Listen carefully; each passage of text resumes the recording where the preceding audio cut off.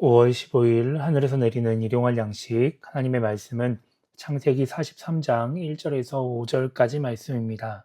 그 땅에 기근이 심하고 그들이 애굽에서 가져온 곡식을 다 먹음에 그 아버지가 그들에게 이르되 다시 가서 우리를 위하여 양식을 조금 사오라. 유다가 아버지에게 말하여 이르되 그 사람이 우리에게 엄히 경고하여 이르되 너희 아우가 너희와 함께 오지 아니하면 너희가 내 얼굴을 보지 못하리라 하였으니 아버지께서 우리 아우를 우리와 함께 보내시면 우리가 내려가서 아버지를 위하여 양식을 사려니와 아버지께서 만일 그를 보내지 아니하시면 우리는 내려가지 아니하리니 그 사람이 우리에게 말하기를 너희의 아우가 너희와 함께 오지 아니하면 너희가 내 얼굴을 보지 못하리라 하였음이니이다. 아멘. 오늘 우리가 읽은 말씀은 베냐민을 애굽으로 보내는 야곱의 모습을 기록하고 있습니다. 42장에서 야곱이 베냐민을 보내지 않았기 때문에 야곱의 가족들은 처음 아들들이 가져온 곡식만 가지고 생계를 유지할 수밖에 없었습니다. 그런데 이것으로는 흉년이 끝날 때까지 버틸 수가 없었죠. 그래서 결국 애굽에서 사온 곡식이 거의 떨어지게 되었습니다. 야곱은 그런 상황 속에서 아들들에게 다시 애굽으로 가서 양식을 사오라고 말을 합니다. 그러자 유다는 요셉이 베냐민을 내려오지 않으면 만나주지 않겠다고 말했다는 사실을 다시 한번 상기시킵니다. 그리고 베냐민을 데려가도록 허락을 하면 양식을 사오고 허락하지 않으면 애굽으로 내려가지 않겠다고 말하죠.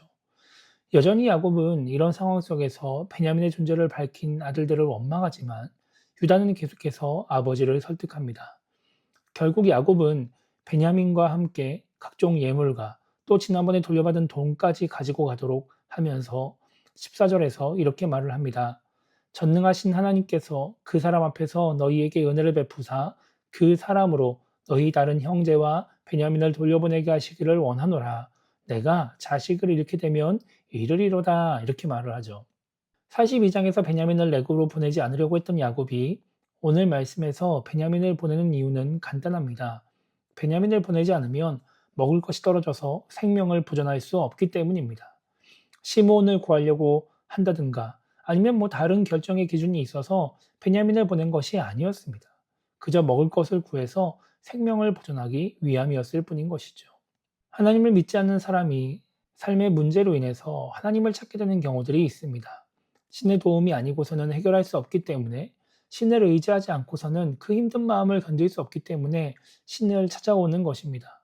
그렇게 힘들고 어려운 상황 속에서 하나님께 나왔다가 하나님의 은혜로 문제를 해결하고 나면 계속해서 하나님을 믿으면서 조금씩 신앙생활의 이유가, 신앙생활의 목적이 달라져야 합니다.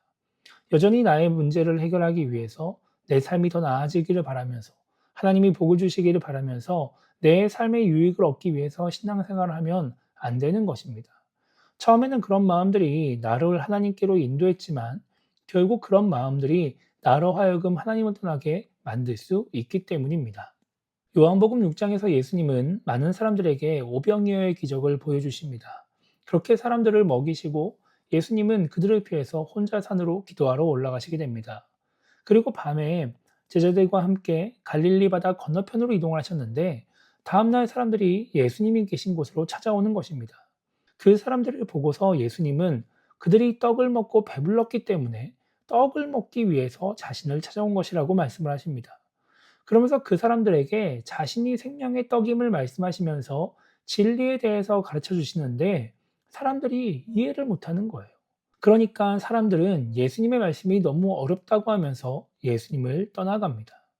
성경은 제자 중에서도 많은 사람들이 떠나갔다고 말씀하고 있습니다.